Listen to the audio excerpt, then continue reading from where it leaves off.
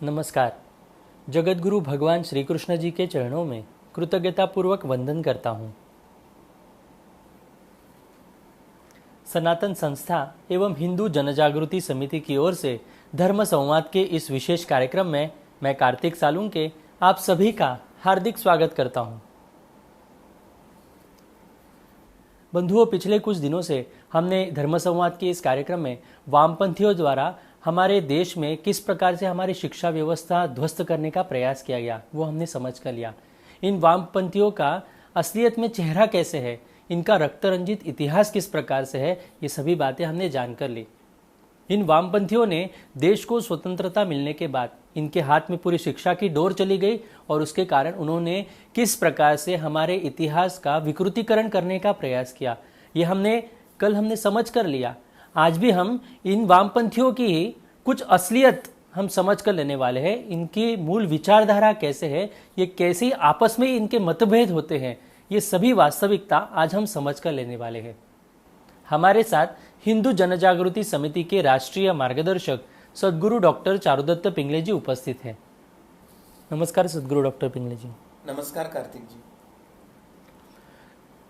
सद्गुरु doctor Pingle जी, communist विचारधारा के भारत में एक संस्थापक तथा प्रमुख नेता होने के उपरांत भी कॉमरेड डांगे को कम्युनिस्ट पार्टी ने निष्कासित क्यों किया, इसका कारण क्या था, इसकी वजह क्या थी, वो भी आप हमारे दर्शकों को बताएं। कार्तिक जी, आपका सही है। कॉमरेड डांगे भले ही कम्युनिस्ट पार्टी के वो संस्थापक सदस्य थे, परंतु कालांतर के बाद उनको ही पार्टी से निष्कासित किया था। यह एक सत्य इतिहास है और उसके पीछे की जो पार्श्वभूमि है वह भी हमको समझ कर लेने की आवश्यकता है। भारत में जो कम्युनिस्ट पार्टियां हैं, तो भारत के कम्युनिस्ट पार्टियों का चाहे रशिया हो या चीन हो, इनके साथ के प्रेम को हमने समझ ही लिया था, क्योंकि भारत के वामपंथी है, उनका भारत पे या लोकतंत्र पे प्रेम होने के बजाय ये वामपंथी विचारधारा के प्रणेता जो है, चाहे कार्ल मार्क्स हो या लेनिन स्टालिन हो रशिया के, या चीन के कोई माओवादी हो, तो चीन या रशिया से प्रेम उनका हमने देखा था। और प्रत्यक्ष में भारत और चीन के युद्ध में भारतीय वामपंथी पार्टियों ने चीन का पक्ष लिया था, क्योंकि वो वामपंथी सरकार वहाँ पर थी। तो लोकतांत्रिक या ये सेकुलर कांग्रेस का उन्होंने समर्थन नहीं किया था, उन्होंने भारत का समर्थन नहीं किया था। तो एक तरह से इन वामपंथी लोगों का भारत विरोधी नीति ध्यान में आती है, उनका रशिया और चीन से जो प्रेम है वो हमें ध्यान में आता है। परंतु उनकी भारत विरोधी नीति किस तरह से थी और उन्होंने उस पर कैसे कृति किया था, वह विषय भी हमें समझ कर लेने की आवश्यकता है। क्योंकि 1962 में जब चीन ने भारत पर आक्रमण किया, तो इस आक्रमण के दरमियान ये जो भारत के कम्युनिस्ट नेता थे, तो उन्होंने भारत का समर्थन करने के बजाय उन्होंने चीन में वामपंथी सरकार है, माओवादी सरकार है, यह देखकर उन्होंने चीन का समर्थन किया था। मैनचेस्टर गार्डियन इस वृत्तपत्र के अनुसार 1962 में भारत के ऊपर जब चीन का आक्रमण होने की स्थिति बन रही थी, तब भारतीय कम्युनिस्ट पार्टी में दो धाराओं में विभाजन होने की प्रक्रिया शुरू हुई थी। उसमें दो गुट थे, उसमें का एक गुट था कॉमरेड डांगे का गुट। तो कॉमरेड डांगे का जो गुट था, उसका कहना था कि हमारी और चीन की मार्क्सवादी विचारधारा ज़रूर एक ही होगी, परंतु भारत की भूमि चीन के लिए कोई उपहार या भेंट नहीं बननी चाहिए। भारत, यह जो मैकमोहन लाइन है, वो जो सीमा रेखा मैकमोहन लाइन पर तय हुई थी, तो भारत की भूमिका मैकमोहन लाइन को मानती है और उस पर उसकी भूमिका कायम है। तो इसलिए हमें कांग्रेस, ये जो सेकुलर कांग्रेस सरकार थी भारत की, तो उनको सेकुलर कांग्रेस सरकार के साथ जाना चाहिए और भारत के पक्ष में खड़ा रहना चाहिए। ऐसे कॉमरेड डांगे के गुट की विचारधारा थी। तो जो कम्युनिस्ट पार्टी का दूसरा गुट बन गया था, तो उसका कहना था कि हमें लोकतंत्र नहीं चाहिए, संसदीय राजनीति को छोड़कर, यानी भारत में जो सत्ता है वो संसदीय राजनीति से होती है, तो संसदीय राजनीति का प्रयोग को छोड़कर हमें छापामार सेना का निर्माण करना चाहिए और गुरिल्ला रणनीति को अपनाकर भारत के विरुद्ध एक युद्ध छेड़कर भारत में एन केन प्रकारेण वामपंथी, माओवादी या स्टैलिनवादी एक शासन को कायम करने की उनकी इच्छा थी। उसके तुलना में जो ये कांग्रेस डांगे का राष्ट्रवादी गुट था, तो उसका कहना था कि भारत में हिंसा का मार्ग को प्रारंभ करने के लिए अभी उचित समय नहीं आया है। यानी भला ही कॉमरेड डांगे का गुट ये सेक्युलर कांग्रेस या भारत के पक्ष में खड़े होने की बात तो कर रहा था, मगर उसके पीछे उसका विचार यह था कि भारत में हिंसा का मार्ग को प्रारंभ करके सत्ता हथियाना का अभी उचित समय नहीं आया है, इसलिए हमें कांग्रेस के पीछे खड़ा रहना है। और उसका दूसरा जो उसके लिए प्रतिवाद था कि वर्तमान चाइना के परिप्रेक्ष्य में रशिया ने हमको संयम यानी सबूरी रखने का एक धोरण बताया है।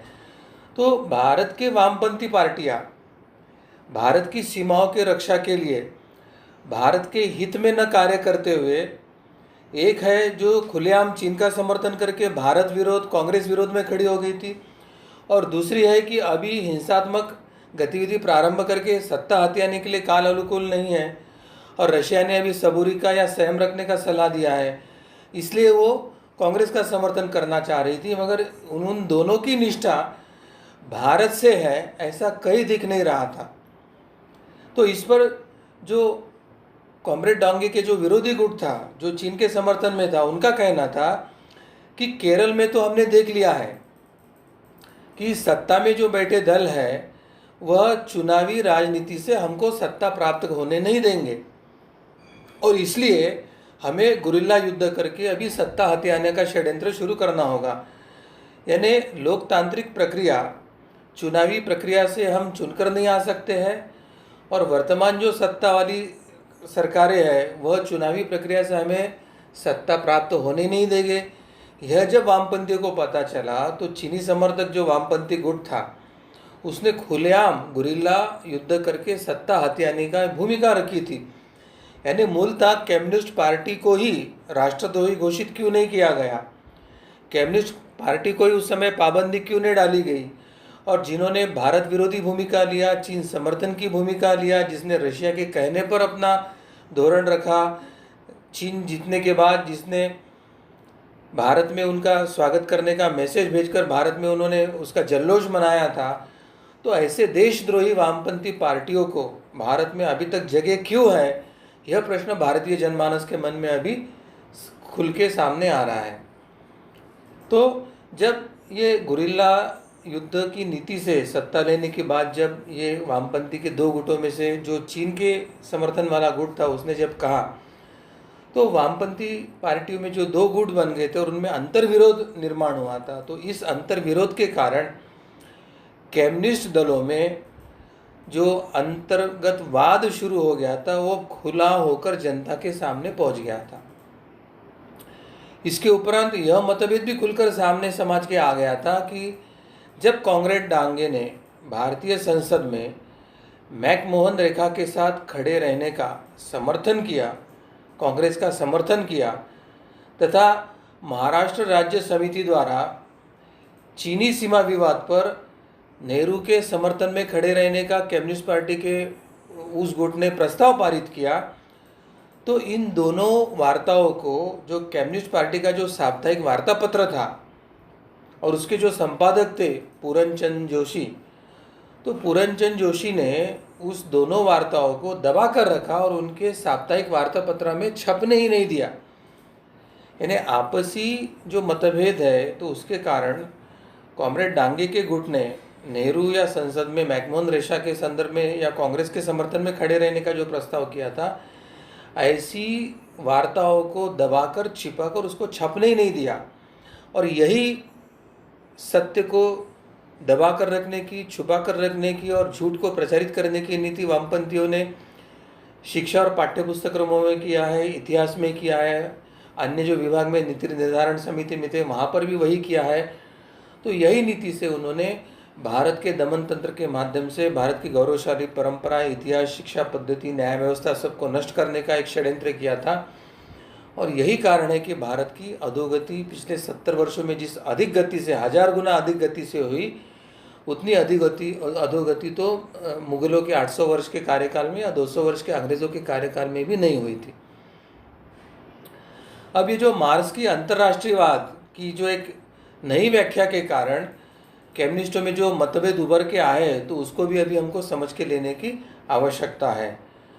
तो ऐसे जब कम्युनिस्ट पार्टी के दोनों खेमों में अंतर्गत विरोध हो रहा था, और ऐसी स्थिति में जब कॉमरेड डांगे ने मार्क्स के अंतर्राष्ट्रीयवाद के जो मान्य अवधारणाएं थी, यानी कार्ल मार्क्स ने जो अंतर्राष्ट्रीय उसने नीति निर्धारण की जो धोरणें बताई थी, उससे अलग हटकर कम्युनिस्ट अंतर्राष्ट्रीयवाद की एक नई व्याख्या करने का प्रयास किया।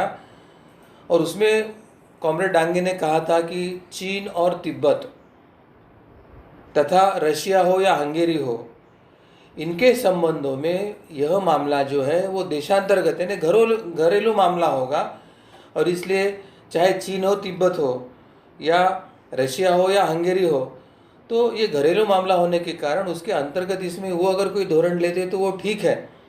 परंतु जब चीन और भारत ऐसे तुलना का विषय आएगा तो इसको हम घरेलू मामला नहीं मान सकते हैं। भारत अलग देश है, चीन अलग देश है, और ये दो देशों के अंतर्गत संघर्ष का मामला आता है। तो इसलिए भारत के वामपंथी कम्युनिस्टों को चीन का नहीं तो भारत का पक्ष में समर्थन में खड़े होने की आवश्यकता है। यह जब उसने अपना मत रखा, तो यह जो उसका मत था वो कार्ल मार्क्स का जो अंतर्राष्ट्रीय उसका धोरण था, उसकी जो अंतर्राष्ट्रीय वामपंथ की जो अवधारणा थी, तो उसके विरोध में जाकर ये नया विचार सामने आया था।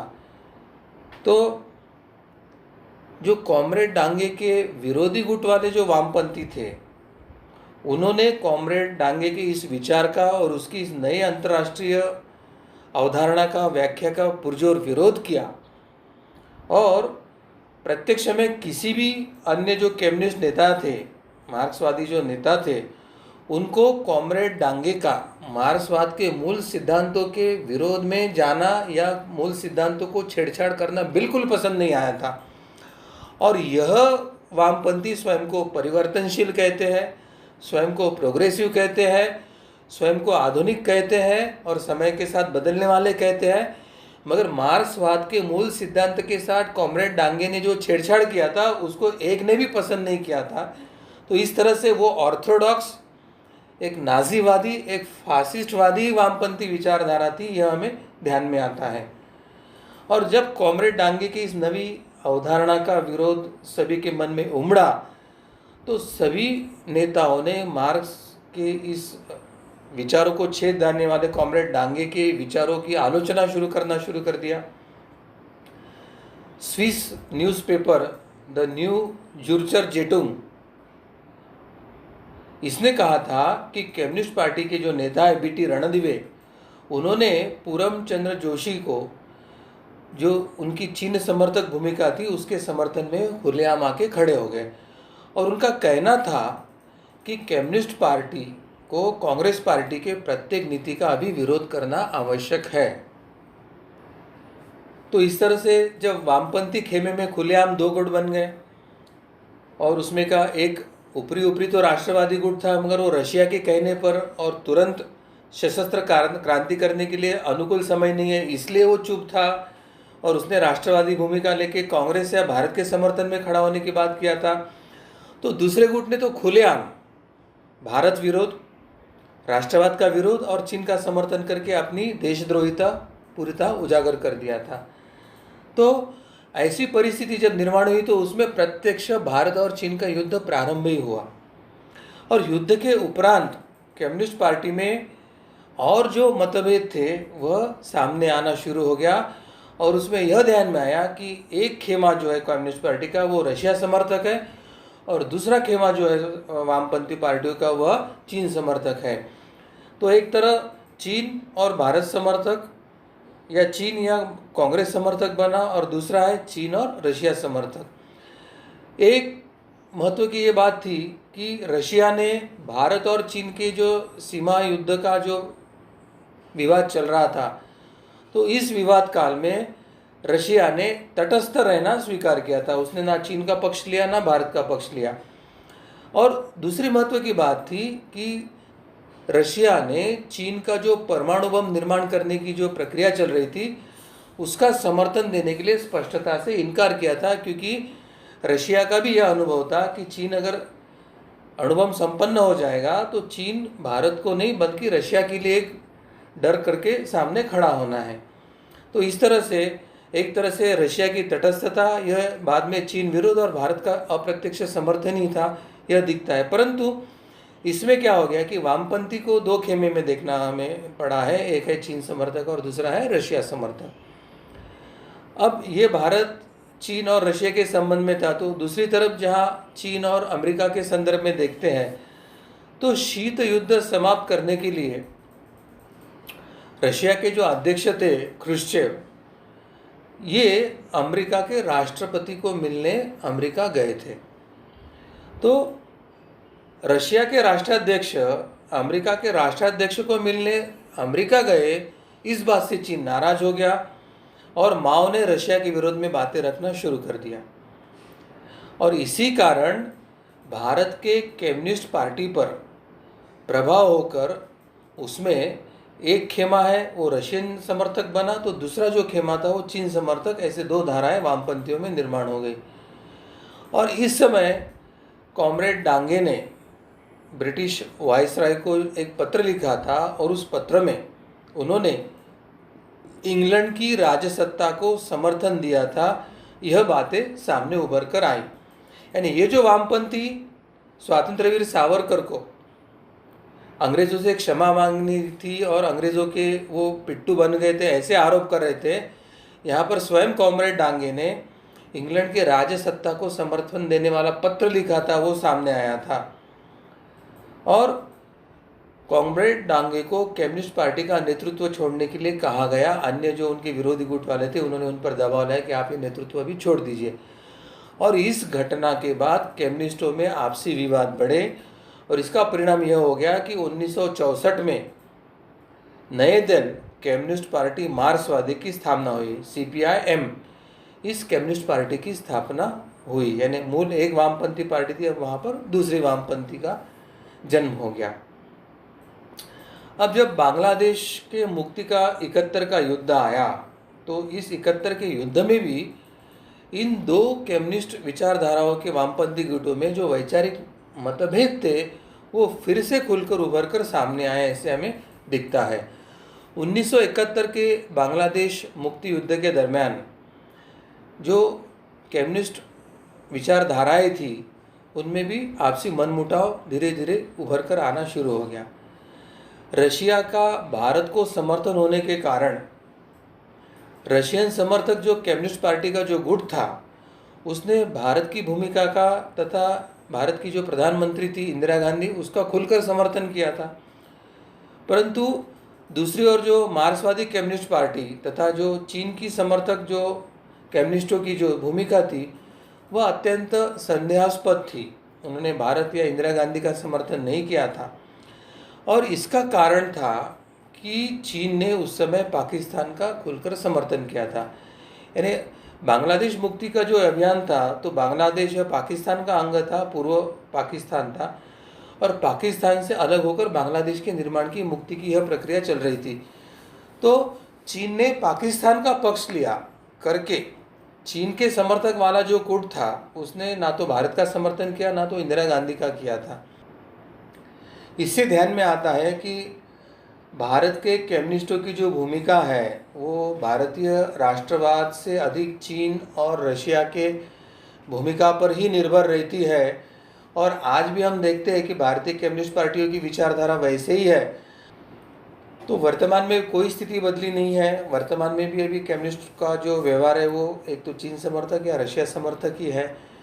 तो यह प्रश्न भारतीय जनमानस में यही उभरता है कि अगर ये खुलेआम लोकतंत्र का विरोध करते हैं, खुलेआम भारत का विरोध कर रहे हैं, खुलेआम हिंदू धर्म का विरोध कर रहे हैं, खुलेआम चीन का समर्थन कर रहे हैं, खुलेआम वो अगर रशिया का समर्थन कर रहे हैं, तो उस पॉलिटिकल पार्टी को भारत की अभी तक मान्यता क्यों है, उनकी पॉलिटिकल पार्टी करके मान्यता रद्द क्यों नहीं हुआ और उन पर देशद्रोह के अभियोग क्यों नहीं लगे हैं, यह प्रश्न भारतीय जनमानस को अभी अनुत्तरित ही है। कम्युनिस्ट पार्टी के जो नीति निर्धारण में जैसे जैसे मतभेद बढ़ने लगे 71 के युद्ध में, उस समय इंदिरा गांधी द्वारा जो आपातकाल लगाने की घोषणा हुई, तो उस आपातकाल के संदर्भ में भी कम्युनिस्ट के खेमे में मतभेद उभर कर आए थे। और अंतिमतः 1981 में भारतीय कम्युनिस्ट पार्टी ने कॉमरेड डांगे को अपने पार्टी से बाहर निकाल दिया, उनको निष्कासित कर दिया। एक तरह से दे kick out him out of their party, ऐसे उन्होंने किया था। इसके बाद कॉमरेड डांगे वो रशिया के पेरोल पे थे, वो रशिया से रिश्वत लेते थे, इस तरह का एक प्रकरण सामने आया था। और मित्रोखिन आर्काइव्स इस नाम से क्रिस्टोफर एंड्रयूज द्वारा 2005 में एक पुस्तक प्रकाशित हुआ था। और इस पुस्तक में एक उल्लेख आया था जिसमें पूर्व रशियन गुप्तचर केजीबी के जो अधिकारी थे वासिली मित्रोखिन, इन्होंने ब्रिटिश में हस्तांतरण के दौरान कुछ नोट्स भी गुप्त रूप से दिए थे। इसमें भारतीय कम्युनिस्ट पार्टी और केजीबी के दरमियान 1975-76 के कालावधि में आर्थिक लेन देन हुआ था, इसका उल्लेख था। केजीबी द्वारा प्रतिमाह 4 से 8 लाख रुपए कम्युनिस्ट पार्टी को दिए जाने की बात इसमें कही गई थी। केजीबी के कागजों के आधार पर यह दावा किया जा रहा है कि कॉमरेड डांगे तथा राजेश्वर राव, इन्हें रशिया के द्वारा नियमित रूप से रिश्वत और भेंट दी जाती थी। और कॉमरेड डांगे ने तो उनको जो प्राप्त राशि थी रशिया से, उसके लिए लिखित रसीद भी जारी कर दिया था। तो अब ये लेन देन कैसे होता था? तो दिल्ली के क्षेत्र के बाहर जो निर्जन क्षेत्र होता था, तो उसमें 2 कारें आपस में आसपास आके खड़े हो जाती थी। कारों की खिड़कियों द्वारा बैग इधर से उधर, उधर से इधर हो जाता था, और इस तरह से आर्थिक लेन देन हुआ करती थी। तो कॉमरेड डांगे ये सीधा सीधा रशिया के केजीबी के पेरोल पर ही थे, और वो भारत में रह के रशिया के लिए काम कर रहे थे, यह सुस्पष्ट हो गया है। अब जो बेनेडिक्टो डायरीज है, तो बेनेडिक्टो डायरीज में भी इस प्रकार की कुछ उल्लेख आने से यह विवाद निर्माण हुआ था, क्योंकि 1960 के दशक के दौरान भारत में जो रूसी राजदूत रहे, बेनेडिक्टो ने सोवियत संघ से सहायता प्राप्त करने वाले भारतीय कम्युनिस्ट नेताओं का नाम ही लिया है स्पष्टता से। बेनेडिक्टो ने अपने डायरी में सीपीआई की राष्ट्रीय परिषद के जो तात्कालिक सचिव भूपेश गुप्ता थे, तो उनके साथ बातचीत के वर्णन के दौरान 17 जनवरी 1962 को कॉमरेड डांगे का नाम सामने आता है, और उसके आधार पर उनका कुछ लेन देन या इस तरह का चल रहा था, यह बात सुस्पष्ट हो जाती है। तो इससे अधिक और क्या तथ्य चाहिए कि कॉमरेड डांगे एक तरह से वो केजीबी के पेरोल पर थे, या वो रशिया के लिए कार्य कर रहे थे, भले ही भारतीय वामपंथी थे। तो इससे यह भी ध्यान में आता है कि भले ही वे चीन और भारत के युद्ध में भारत के समर्थन में खड़े रहे, क्योंकि रशिया कांग्रेस या भारत के पक्ष में खड़ा था, तो परंतु अन्य समय में वे रशिया के ही पेरोल पर कार्य कर रहे थे, यह सुस्पष्ट होता है। तो इस तरह से वामपंथी लोग ये जन्म से भारत थे, विचारधारा से यूरोपियन वामपंथी थे, और प्रत्यक्ष में भारत के वामपंथ में 2 खेमे बन गए थे, एक रशिया समर्थक और चीन समर्थक, और ये लोकतंत्र विरोधक भी थे। और लोकतांत्रिक संसदीय प्रणाली में सत्ता मिलना कठिन है, यह जानने के बाद वे सशस्त्र क्रांति करके सत्ता हथियाने के भी षड्यंत्र की तरफ जा रहे थे। तो एक तरह से पूर्णतः भारतद्रोह, संविधान द्रोह, राष्ट्रद्रोह, हिंदू द्रोह, सभी प्रकार के द्रोह, ये उसकी सीमाएं इन वामपंथियों ने उल्लंघन कर लिया था। तो कार्तिक जी, ऐसी जब स्थिति सामने आई और ऐसे इसमें जब आपसी उनके मतभेद उभर के आए, और कॉमरेड डांगे की भूमिका जब चीनवादी वामपंथियों को जब उनको एक्सेप्ट नहीं हो रही थी, मतलब उनको वो स्वीकार नहीं हो रही थी, तो उन्होंने कॉमरेड डांगे को 1981 में पार्टी से निष्कासित कर दिया था। जी सदगुरु डॉक्टर पिंगले जी, आपने अभी जो वास्तविकता हमारे सामने रखी है, जो तथ्य हमारे सामने रखे हैं, इससे ये बात तो हमें स्पष्ट होती है कि 1962 में जब भारत चीन का युद्ध जैसी स्थिति निर्माण हुई थी, उस समय में इन वामपंथी लोगों ने, ये चीनी वामपंथी देश है तो हमें चीन का समर्थन करना चाहिए, इस प्रकार से कहीं ना कहीं तो भूमिका उनकी रख रही थी। परंतु कॉमरेड डांगे ने इन वामपंथियों का विरोध किया, क्योंकि हम भारत देश के नागरिक हैं तो हमें शत्रु राष्ट्र चीन का पक्ष न लेते हुए भारत का समर्थन करना चाहिए, इस प्रकार से उन्होंने भूमिका रखी थी। देर आए दुरुस्त आए, परंतु कॉमरेड डांगे ने भारत के पक्ष में, एक वामपंथी होते हुए भी भारत के पक्ष में उन्होंने अपना मत व्यक्त किया था। परंतु उनकी ये बात वामपंथियों को पसंद नहीं आई। उन्होंने चीन का समर्थन किया, शत्रु राष्ट्र का समर्थन किया, और कॉमरेड डांगे को, जो कि कम्युनिस्ट पार्टी ऑफ इंडिया के, भारत में जो वामपंथ की पार्टी थी उसके संस्थापक सदस्य थे, उस संस्थापक सदस्य को ही अपनी पार्टी से हकाल दिया, किकआउट कर दिया उन्हें। ये जो बात हुई है ये हमें समझ कर लेना चाहिए कि इन वामपंथियों का देशद्रोह कितना है, साम्यवाद को किस प्रकार से उनका ये देशद्रोह है, ये हमें उजागर हो रहा है, ये हमें समझ कर लेना होगा कि ये हमारे देश में रहते हैं परंतु देश तोड़ने की बात करते हैं। और इसका प्रभाव आज ही हम देख रहे हैं कि आज ऐसे ये देशद्रोही लोग पिछले 70 वर्ष में हमारे देश में है, इनकी एक पार्टी भी हमारे देश में है, इनके इंटेलेक्चुअल्स है, इनको समर्थन देने वाली मीडिया भी है, ये सब कुछ चल रहा है। तो इसका हमें ध्यान रखते हुए कहीं ना कहीं इनको समाज के सामने लाकर एक्सपोज करना होगा। इनका जो असली चेहरा है, देशद्रोही रूप है, ये लोगों के सामने लाकर इनको जो गलत करतूते हैं, कारनामे हमको उजागर करने पड़ेंगे। मैं सभी दर्शकों से यह आह्वान करता हूं, ये जो धर्म संवाद का कार्यक्रम हम ले रहे हैं, इस माध्यम से इन वामपंथियों द्वारा किस प्रकार से गलत काम किए गए हैं ये हम लोगों के सामने लाने का प्रयास कर रहे हैं। हमारे देश को तोड़ने का एक प्रयास इन्होंने किया है, तो ये सच्चा इतिहास अन्य लोगों तक पहुंचाने का प्रयास आप भी कर सकते हैं, आप भी हमसे जुड़ सकते हैं। जो भी इस राष्ट्र निर्माण के कार्य में जुड़ना चाहते हैं वो अपना नाम, अपना संपर्क क्रमांक एवं अपने जिले का नाम कमेंट बॉक्स पे लिखकर दे सकते हैं। हम निश्चित रूप से आपसे संपर्क करने का प्रयास करेंगे। भगवान श्री कृष्ण जी की असीम कृपा से धर्म संवाद का आज का यह कार्यक्रम यहीं पर संपन्न हुआ, ऐसे मैं घोषित करता हूं। नमस्कार। आज हमारा देश संकट काल में है। लॉकडाउन की इस स्थिति में भारत सरकार ने दूरदर्शन पर रामायण और महाभारत को पुनः प्रसारित कर लोगों के मन में ईश्वर के प्रति श्रद्धा बढ़ाने का एक प्रयास किया है। हम रामायण महाभारत तो देखते हैं, लेकिन इसको आचरण में कैसे लाए, उसके अनुसार जीवन को कैसे ढाले, यह हमें कौन सिखाएगा। इसी उद्देश्य से सनातन संस्था और हिंदू जनजागृति समिति आपके लिए लेकर आई है चैतन्यदायी सत्संगों की श्रृंखला। इसमें पहला है ईश्वर के नाम जप का महत्व बताने वाला नाम जप सत्संग।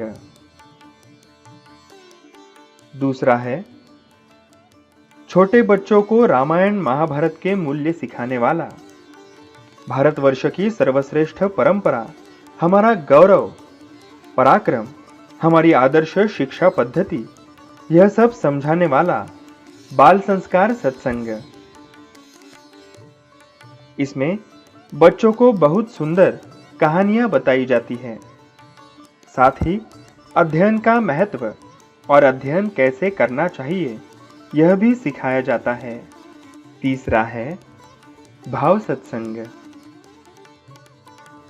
इस काल में हम मंदिर तो नहीं जा सकते हैं, लेकिन घर बैठे ही हमारे उपास्य देवता के हम किस प्रकार दर्शन कर सकते हैं, अपनी कुलदेवता की मानस पूजा हम किस प्रकार कर सकते हैं, यह हम इस सत्संग से सीख पाएंगे।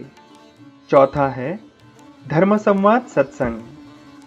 हिंदू धर्म की सर्वश्रेष्ठ परंपरा और उसका गहन शास्त्र समझाने वाली यह धर्म सत्संग श्रृंखला। हिंदू धर्म का अगाध ज्ञान सिखाती है। इन सभी चैतन्यदायी और आनंदमय सत्संगों की श्रृंखला हिंदी, तेलुगु, तमिल, कन्नड़, मलयालम